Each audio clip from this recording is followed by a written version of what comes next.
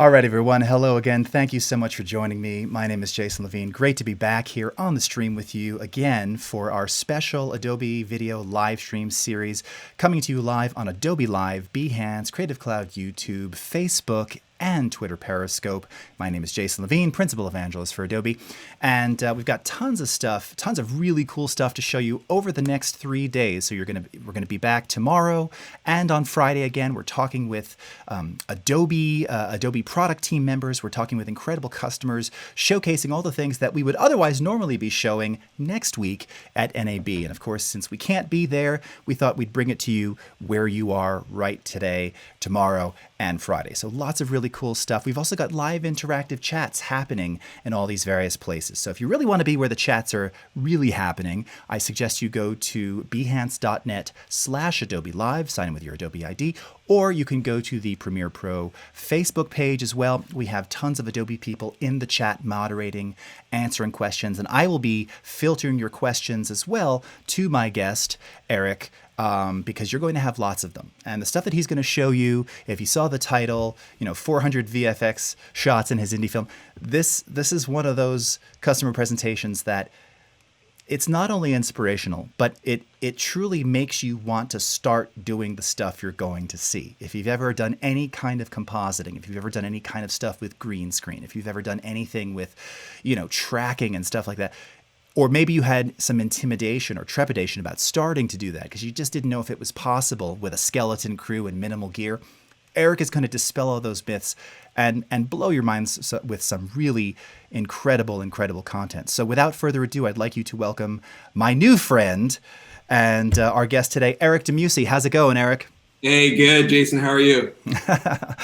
Doing great. And again, we are so thankful and grateful to have you on the stream today. And we're going to be talking primarily about this film that you did called Proximity. And there's so much that I want to get into, but maybe we should just start with the trailer. That's probably a good place to start, right? So kind of give everybody a taste, and then we'll get into all the details about how you made it. So let's go ahead and do that. All right, cool. So I was just asking Eric if he wanted to do the FBE style react to your own video, but I don't want to take away from the beauty of this. So we're gonna roll it for you directly. So here is the trailer to Proximity. Check it out.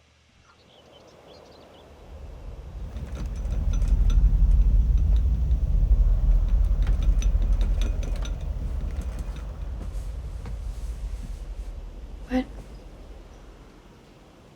You feel that?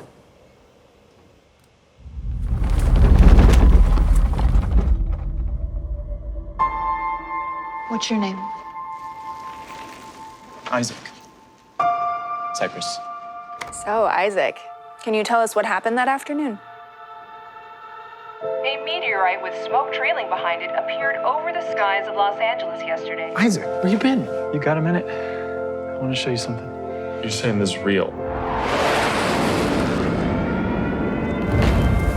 Are you okay? You believe me, right? Where have you been for the last few days? Yesterday? Yeah, yesterday, day before. I'm not making this up. This really happened to me. Okay. You've been gone from work all week. Did you have an encounter with an extraterrestrial being?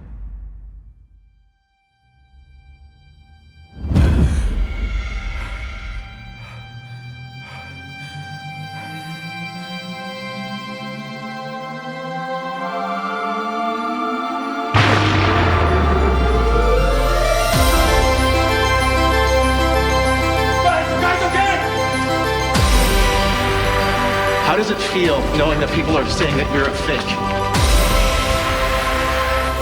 Hi, Isaac. We have detained you against your will because we believe you have information that may be valuable to the future of our society. Keep running! When they come, we get one chance. Do you think that we were exposed to something that could have changed us?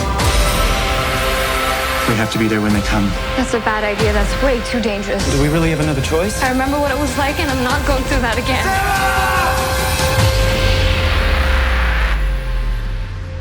Why didn't you take us?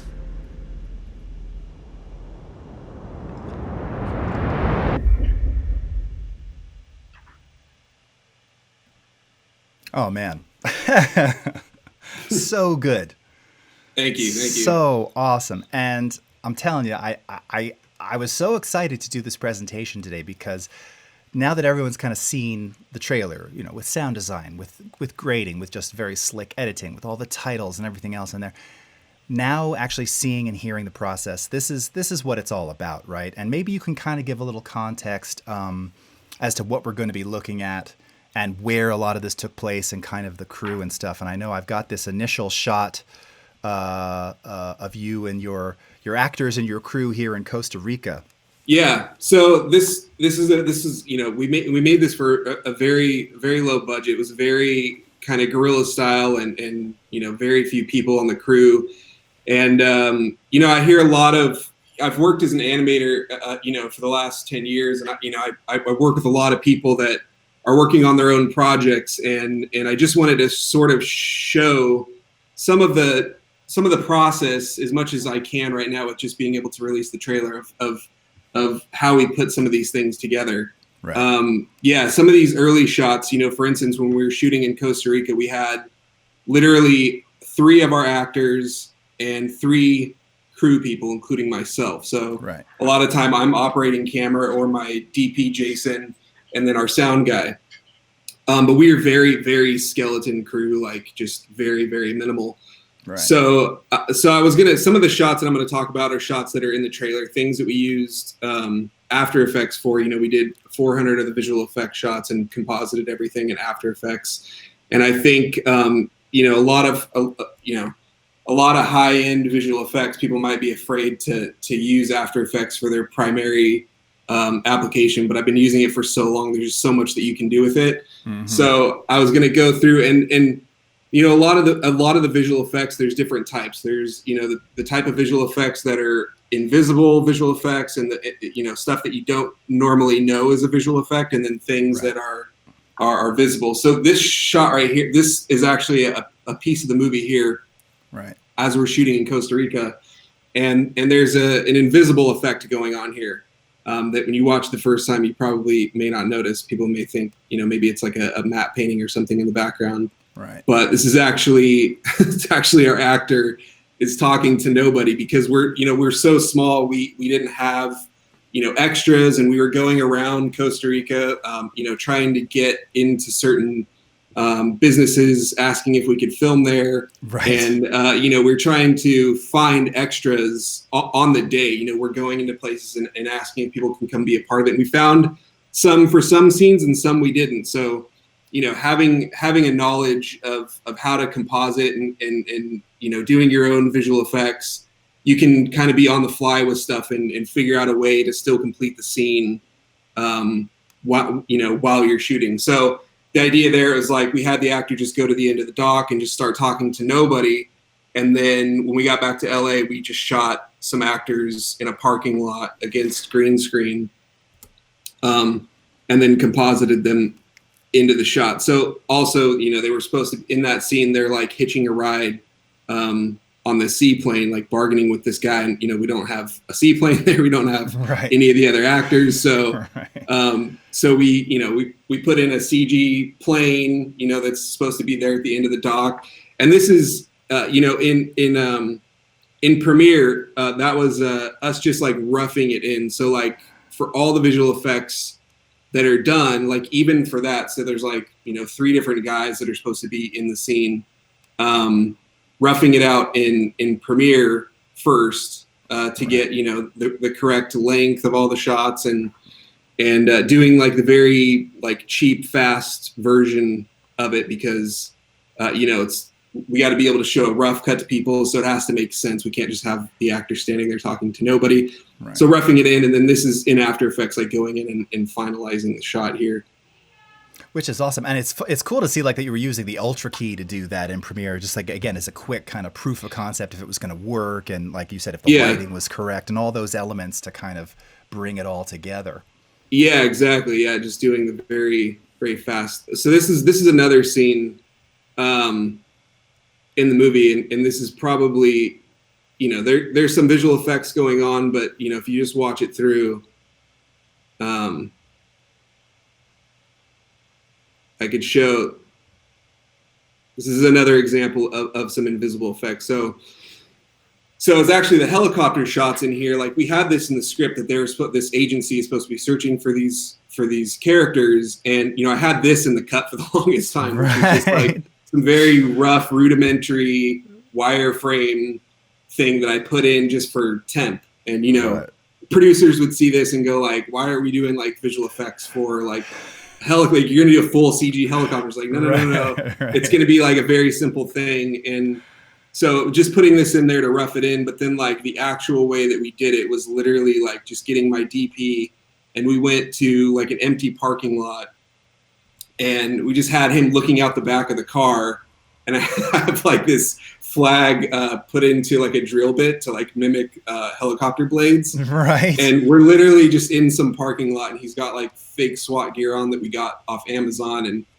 acting like he's looking out. And then we got a piece of stock footage that we put in the background to look like that's aerial footage. So we match it up, and then all we're doing from here is just rotoing the guy out, adding a little bit of like depth of field.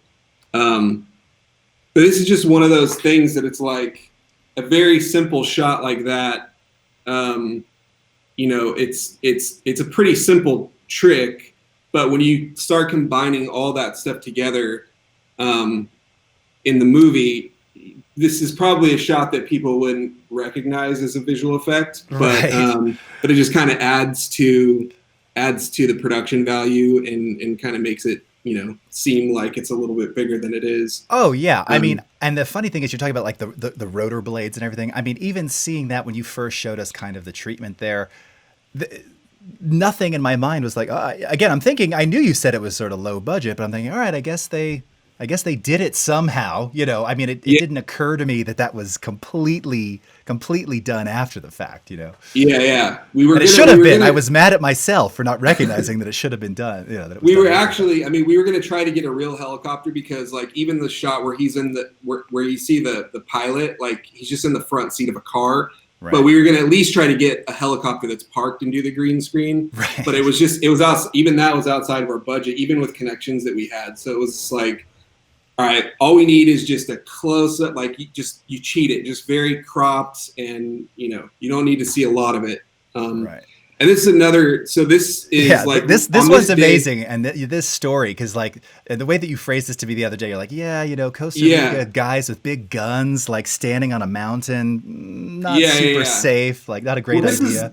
This is like on the side of a highway, so it's like, for one, we were running out of daylight when we were shooting this scene, and the other thing is like the guys that had to get in that SWAT gear is like you have to put on this SWAT gear and you have to hold these guns and you're on the side of a highway, and so it was not like the most comfortable setting. So I just in the moment thought I'll just snag some like plates, and then I can add these guys in later. So here we are shooting on a completely different shoot day. We had a little bit of time at the end, and we had the SWAT costumes with us, so I just had them throw this stuff on, and they're standing on top of a U-Haul van, and I just used the sky as like a blue screen or a keyer.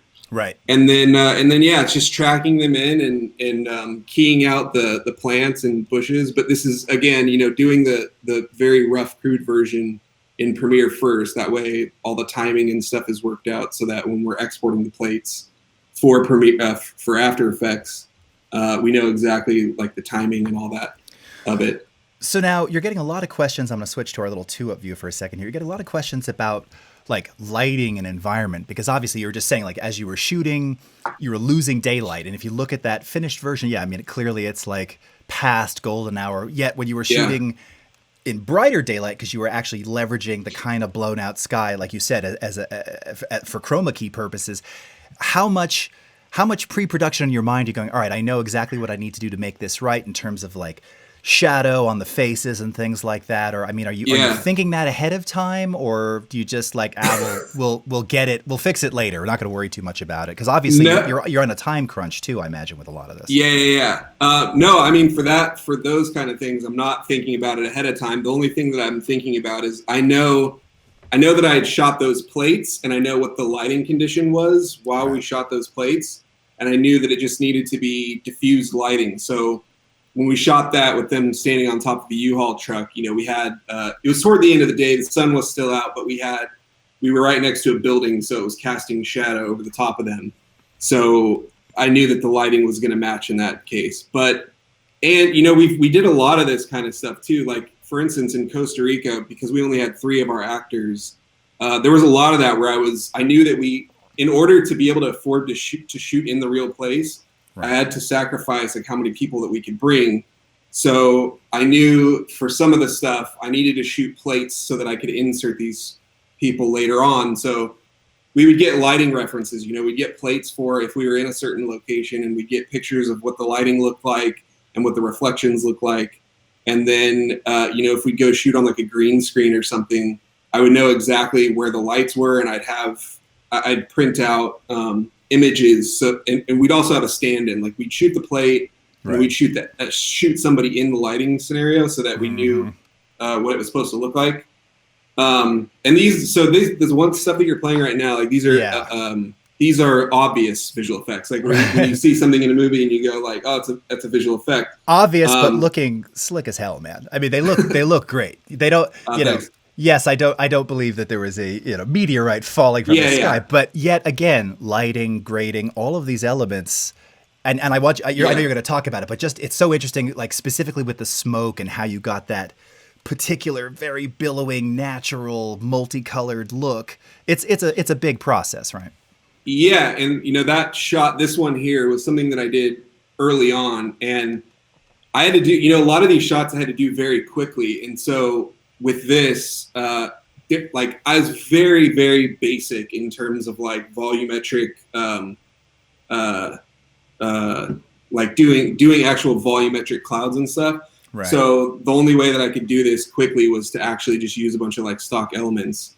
So this was the comp, and you could see earlier before this is that all the shots that we're doing, like, we're actually doing the shots with the color raw plate, and then outputting that same thing so that in the grade we have all the control for color. But so I was going in and adding the 3D planes, but then, you know, and all the smoke trails. So this stuff is just done in After Effects using particular. It's very minimal in the finished shot, but the actual billow, like the smoke billow, that was just done using like a bunch of stock like smoke clouds and stuff. And I know there's a lot of packages for this stuff online. So all I'm doing here is taking like a bunch of different smoke assets and basically just combining them all together as you would like a matte painting or something, but it's a moving matte painting. Right. So, and it's just taking all the different pieces and putting them on top of each other, adjusting the levels, the brightness, the color, to try to make it look like some kind of volumetric cloud. And then once you're done making it look right, they're all moving. So it's like a moving matte painting. So you're getting a ton of questions here about like, is this something that you, first of all, people are just, minds are blown, but is this something that you've done a lot of before? I mean, obviously you do visual effects, but like this specific kind of thing, working with all, because for me, it's amazing to hear that you use stock smoke shot on black or what, you know, like different things like that to create these elements and make them look so believable. Something that you've done a lot of, or did you do some research on this, or how kind of? Yeah. Well, I had done a lot of this stuff for my previous short films. So all my previous shorts, I would do my own visual effects, and I had, you know, there's certain like tricks and stuff that I know about, and I'd done a lot of this type of stuff. But on this movie, like, we really kind of stepped up in terms of like the approach that we took to a lot of the visual effects. So. The meteor itself, like, that's a volumetric simulation, but something like this that's a little bit further off in the distance and there's not a lot of 3D parallax, is something that you could get away with as basically a moving matte painting. So, but yeah, it was just, you know, knowing kind of what you know how to do in certain software and using that to complete the shot. Yeah, whatever it is. I mean, everybody kind of has their own way of doing stuff, and if you can take that tool set and figure out a way to apply it to what you want to achieve, I think you'll figure out a way to get it done. And I think that's actually a really great point to make, is that everybody has their own way of doing it. There's no set rule around this. Yeah. Oh, this one has sound. Oh, we're back at the trailer. Oh, okay. Yeah. So, you kind of, I mean, you can model it after maybe someone, the way that someone did it, but ultimately you're going to use the tools and the things and the effects and the plugins that you have at hand to kind of achieve that goal. And I think that's one of the things that some people get, I mean, even for me, a little intimidated by, like, what is the way to do it? Do I Google how to create that volumetric look immediately? And it's like, okay, here's the way. There isn't the way. Yeah. It's whatever. Yeah, works. no, there's not. And I think, if you have some kind of basic knowledge of, compositing or doing visual effects work or graphics, it's like, how can you use those tools that and the things that you have available to you to make the project that you want? Like, and it's great to look for tutorials and figure out new stuff and do new ways of learning. But I know for me earlier on, like, there was doing creature effects and stuff. Like, if I didn't know how to actually model and rig and animate a full creature, I wouldn't even do it. But, like, if you could figure out another way to do it, maybe it's a puppet, maybe it's like some practical way to do it, because you know how to, like, remove wires from a scene. So, like, you could do it with puppetry or something like that. Just figuring out the way that the thing that you know how to do and figuring out a way to apply that to whatever it is that you want to make. And a lot of the shots in here, like I said, like, there are some more complex stuff. Like, we do have a full CG creature in the movie, but there's a lot of the stuff are these, like, invisible type of effects where it's like when you're on such a low budget and you're just, like, run and gun shooting, and you're low on resources and you don't have enough people on set, and being able to call back on the things that you know how to do and figure out a way to still complete it, I think is helpful when you're going into you're shooting or making your own project, whatever it is. So now let's talk a little bit about production time, because I'm curious as to how long you were sort of on set. Was all of this shot? I mean, all of the primary shot down in Costa Rica, and you kind of just did all of the inserts? No, we only shot in Costa Rica for about 6 days. The majority of it was shot in Los Angeles. We shot a little bit in Washington, a little bit in Northern California. But yeah, primarily Costa Rica was it's a small section in the movie. But just using that as an example of, like, I mean, producers, when I said that we really wanted to go to Costa Rica, like, they thought I was crazy, because it's like we're so low budget, like, we can't bring everybody down there. Like, you start talking about, like, plane tickets and putting people in hotels, and it's like, and you've never been there, you don't speak Spanish, like, it just sounds crazy. So, but I knew it was like, we have a section that takes place in Costa Rica. You point the camera anywhere there, and it looks like Costa Rica. There's like no other way to fake it. Right. So, but knowing that we could insert, certain people into the scenes in a clever way, that was the thing that I had to figure out. It's like, how could we make some of it that people aren't primarily, like, the primary actors can go down, but, like, the actors that have small parts there, like, how can we still make it look like they're there even though they're not? Stuff like that. Yeah. I mean, that's kind of, again, that's just what blew me away with this, because knowing what you're going to be talking about and seeing those just the dailies in those shots. I mean, I talk to a lot of our users who do stuff like different types of compositing and work a lot with green screen and, similar sorts of things. And there's always that, how much can I get away with when I need, like, what do I absolutely need? Right. Yeah. And then the rest, you can kind of, again, you're kind of using all the tools in the toolbox at that point. Right. Yeah.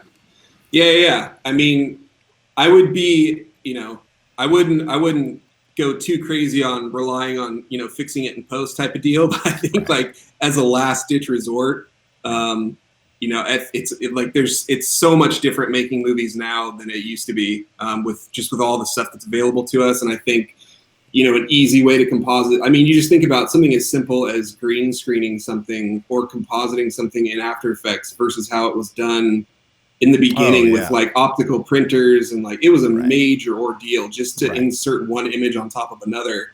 Whereas, like, now it's like you can do that in Instagram. You can, like, put something on top Zoom of a story. calls. It's like, it's like no big deal. So it's totally different.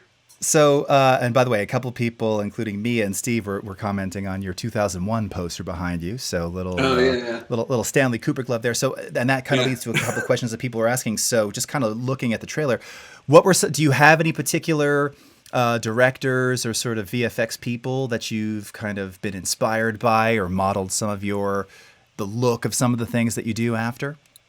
I mean, there's so many inspirations. It's hard to list. I mean, there's like literally tons. It would be like, I mean, there's so many for different parts, and I think it's like it's a culmination of everything that I love about movies. And Star Wars is a huge inspiration for me, George Lucas, but like all of his work. Is that what kind of got you into wanting to do sort of visual effects and composite? Like, what was your origin, your origin story in terms of filmmaking? Visual effect. I feel like the first movie that really got me really interested in visual effects is probably actually The Matrix. Like seeing the bullet time. Oh yeah, yes, of course, yeah. Like that, to me, that was like magic. Like, wait, how can you film somebody? How can the camera be moving but somebody is stationary? That was like. And that was what, 99, the first Matrix movie? Yeah, I think so. Yeah. Yeah. That was like an actual magic trick. But yeah, I just started getting into that stuff, and like, back in the day, looking up tutorials I made like 2 20-minute Star Wars short films in high school, and looking at like how to do lightsabers using. I was gonna say, were you wielding a lightsaber? That's the first question that came to me. Yeah, I'm thinking of that scene in Arrested Development where he's, as many people retainer. Yeah, exactly. And and back then it was like doing rotoscoping in Photoshop. It was like you'd export a little clip using a film strip, and then you bring it in and like roto the blade and then add the glow effect on top of it. But yeah, and it was just like learning that stuff because it was like I wanted to put those types of things in the things that I was making, short films and skits and all that. And so I just slowly started learning that stuff. But yeah, it was always like back then it was like Premiere and Photoshop were like my jam. I would do all the graphics and visual effects with those two. Yeah. So now how much would you say today, so this is something that came up yesterday when we were talking with Bob Lindemann from USA Today, and he made a comment about how he's been doing this a long time, and he puts together these daily videos called Just the Facts, sort of, testimonials on various things that are happening around the world, brief news stories. And one comment he made was that he's still learning something every day. Like every production, which they're just knocking out, there's always something new to learn. There's always something new to introduce to make it faster, more efficient, some new visual way of doing something. Do you experience that too in what you're doing, obviously? Well, I've been thinking of ways, because I feel like visual effects and I feel like there's such a long way to go with technology in terms of making visual effects, streamlining the process of visual effects. Just thinking about like what a camera is capable of doing in the future is like blows my mind, because it's like a computer, whereas it used to just be this analog machine that ran film strip through it. But now it's like it can pick up so much more information, and I feel like we're just at the cusp of like how much a camera will be able to do, and being able to plug that into the visual effects pipeline, I think is going to be pretty crazy. But I think about technology and just I feel like all the technology that's invented for film production or post is like invented by necessity. It's kind of, there's a need for something and it's not readily available yet, so somebody figures out a way to do it. And invent it, and then they can share it with everybody else. But so that kind of segues nicely into my next question. So now, was this film shot presumably in 4K or actually I'm looking at this one cut right here. It's like 24, so like 2K, or what was it? What did you shoot it on, and what cameras did you shoot it with? We finished it in 4K, but we shot with a few different types of red cameras, because it was over the course of like the process was kind of long, so there was always new cameras coming out. We shot some of it in 8K. We shot some of it in like 6K and 5K. Nice. The only reason that we shot in 8K was because with those cameras, reframing and everything, and and also the sensor size. So if you don't shoot in 8K, you don't use the entire sensor. So like for people that are like familiar with the lenses and stuff, like if you were to put like a 50 millimeter lens on a camera that's not shooting full frame, you're going to end up with like a 75 millimeter like punch in. Right. So it was like shooting at these high resolutions, but at a lower compression rate. So we ended up somewhere around 5K. But nice. But yeah, we used the Red camera for the movie, for everything. Nice. So now, are you? You've probably heard now. I can't remember which. I don't know if it's HTC or maybe it's Samsung with these like 8K cameras on the phone. What do you think about that in terms of like, one, usefulness, and two, if that in any way changes or maybe helps, augments the kind of stuff you're doing? And have you ever used phones on any of your productions? Curiously. Actually, well, no, we used a phone for some shots. It was actually, there's like a couple shots that are supposed to look like they're filmed from like a laptop. Right. And so like I just to get like a lower quality, I would just take my phone and shoot it. But and like behind the scenes, people would just be shooting with phone. But I don't know. I mean, high resolution is I feel like it's I guess this is a discussion a lot of people have about cameras, but to me, it's more about the image quality than it is about like how big the resolution is. Right. Because even if you're shooting 8K and you're planning on like cropping in, like you're still gonna lose. You can kind of tell, like if you crop in too much, like even if you're going to like 2K and you're blowing it up 100%, like you'll still be able to see like some imperfections and some grain and like. Yeah, it'll just still look kind of digital dirty. artifacting, right? Yeah. Yeah, it looks a little bit dirty still, but So how much of that? So that's a good point though. But how much of that? Because I've noticed recently, like I have young kids. They're always watching YouTube and they're like making me watch these things because they're kind of both into now doing green screen stuff and very basic compositing. And a lot of the stuff is very clearly like an S10 or an iPhone 11, and it's dirty. It is. It's like dirty and kind of gritty. How much of that do you think, much like the jump cut becoming very the norm, stylistic, like in that environment, obviously. I mean, you see some of it in Hollywood, but like jump cut not so long ago was like, it was like a Comic Sans faux pas, right? If you're doing stuff with jump cuts, that's why we made Morph Cut, right? To like smooth those transitions.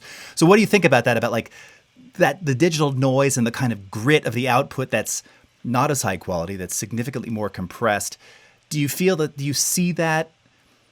I don't know, changing things, or is it good, or is it like it's whatever it is and it's just a different kind of thing? Or I mean, do you see yourself embracing that in any way, or you think that the kind of stuff you do, like you said, you're going for detail and quality over frame size and all that other stuff? Yeah, I think it depends on, like, as long as it's a good story and like there's so much content people watch, like you said, YouTube videos, like it could just be a person vlogging about something. But if they're like an interesting person and you like watching them, then it's like entertaining. And it's the same thing with like a television show. If you like a character, you're going to watch them because you want to see what they do on the next episode or whatever it is. So I think if the story is there, it doesn't matter as much, but I also think the format should match the content. So if it's a movie that takes place in like, the 60s, you may not need to shoot it on film, but like having a filmic look to the final image, it's going to sell the feeling. It's going to sell the vibe. Yeah. Yeah. It'll kind of ground the story a little bit more realistically in that time period. And so I think it depends. If it's something that's designed to be like cell phone, I mean, there's movies that take place entirely on a computer screen now that I've seen. So I mean, it's like, there's so many inventive ways that people could do stuff. I mean, it's kind of like, what's the next Blair Witch project going to be? Is it going to be something with some kind of the technology that's out now? That's so funny that you mentioned that because that seems, and it's funny. So for those who don't remember, like Blair Witch, and again, is that also 99? That's like pre-millennium, right? I think it's right around that time. Was. 98, 99. Yeah. If you haven't seen it, it's a horror film done sort of like first person shooter style. very shaky. No warp stabilizer implemented there. Half of it looks like it's shot on like VHS, let alone DV cam or whatever it actually was shot on. But it raises an interesting point too, because, and what you were just talking about with, it should fit the style. So again, for horror, and part of why that probably just blew up and became so huge, it worked. It was like, oh, it's dirty and grainy and, not finessed. And it was creepy because half the movie was just in total darkness, right? Which is kind of sold it. It was like, it was these like unknown documentary filmmakers. So it's like these are just some like scrappy college students that are trying to put together some documentary about like a rumor of a witch in some woods. And it's very believable because of that, Right. And I almost forgot. This isn't a spoiler because it's 21 years ago. But there was a mystique about it, right? Like, was this real? Like, what was it a documentary or was it a shockumentary? It was like a hoax. It was a hoax, right? People thought it was like a real thing, and they're going to the theaters thinking like this. That was the found footage came from that movie because that's where they said, this footage was found in this like old collapsed house and. Right. Yeah, so it was weird. but I love what you said about, the medium. The medium should kind of follow what the story that you're telling, because I did recently see, I'm trying to think of what it was. Again, Son showed me something on YouTube, and it was sort of a cut scene where they were going back to the 60s. And in the description, this whole film, it was pretty cool. It was like shot again, like red. I think it wasn't Weapon, so maybe it was the 6K version. I can't remember which. I'm forgetting all the various red names, but I think it was shot Gemini or something. Shot in 6K. So they had sort of 2019 scenes, and then they're flashing back 50 years to 1969. And to your point, first of all, they didn't like add any grain overlay or anything like that. All right, that's fine. And costume wise, everybody was in bell bottoms, but it was clearly like, bell bottoms from Tilly's or Macy's or something new. Like it wasn't, and the set design was a little lacking. You saw some old cars and it was fine, but there was just something that I couldn't get sold on the flashback because it just looked too new, right? It just the time period felt too modern. It felt too modern, even though they, it's like somebody had a cell phone in the scene. No, absolutely not. And if anything, there's like, I think there was some scene where they cut to someone watching an old, tube television, like an old Sony with bunny ears, and it was like a smoking commercial, which they probably licensed. So that was like a cool little element. But like to your point, it just I wasn't sold on the flashback because I thought, oh, okay, I guess these people just like dressing like hippies, like I did when I was 17, But it was too 6K. Whereas if you look at something like Once Upon a Time in Hollywood, I think, and this is a Quentin Tarantino thing anyway, but you definitely you feel the celluloid in a lot of those films of his, right? Because that's kind of part of it. You can smell it, right? You can smell the time period. It's the production design, the costumes, the lighting, the color palettes. Like there's so much. But the format helps a lot. What's interesting on Knives Out, the movie that just came out recently, they shot that digitally. Rian Johnson wanted it to be, wanted it to look like film, but they shot it digitally, and then in post they went in and added like some gate weave and some grain on top of it and stuff like that, because it was like just the process of shooting digitally is so much more streamlined. There's so much more that you can do with it. The options are greater if you're shooting in digital, and you can always make it look like film by either there's so many filters you can add to your actual camera lens too if you want a little bit of diffuse and glow and stuff like that. Totally. Yeah. So, it's funny, and I hear this a lot because I do a lot of audio work, and like how for years, even in the early digital days, but certainly in the end of the analog era, late 90s, the goal was always remove hiss, remove noise, remove all of the imperfections of the medium, right? And then now you cut to 20 some years later, and it's like, we want to actually put that back in. There's like a ton of plugins that simulate bouncing to 2-inch tape or 2-track tape, rather, 1/4-inch tape. The Abbey Road J37 tape machine to add hiss and saturation and wow and flutter, the audio equivalents of gate weave and scratches and all these things. And just that, like we're adding stuff back into an 8K, 6K master to look vintage, to look dirty and gritty, even if it's not a period piece in some cases, right? You see that a lot where just like title design uses that as just to give you a feeling. Yeah, that's what we're so used to recognizing as a movie. Like a movie has a certain look to it. It's 24 frames a second. It's shot on film. It's wide frame a lot of time. And so, yeah, there's a certain look, and I think people are still trying to achieve that. But if everything just switched over digitally, it was completely pure and clean right now, people growing up now would probably not know any difference. And to them, a movie would be 30 frames a second or whatever they're used to watching, whatever format. Right. So it's weird. It's just that's what a movie looks like. So that's what we try to do now. Right. And it's just that constant reimagination of the medium, right? And I think that this film, which by the way, now you had a May 15 release date? Is that still the anticipated? Yeah, May 15th. Yeah, we had a day and date release, so meaning that we had a limited theatrical release with digital and on demand. But, theaters, we're not sure if the theaters are going to be open by then. Right. Sounding like probably not, but it'll still be available for everybody to watch from home. So that's awesome. Yeah, so it's still got the May 15th available digitally.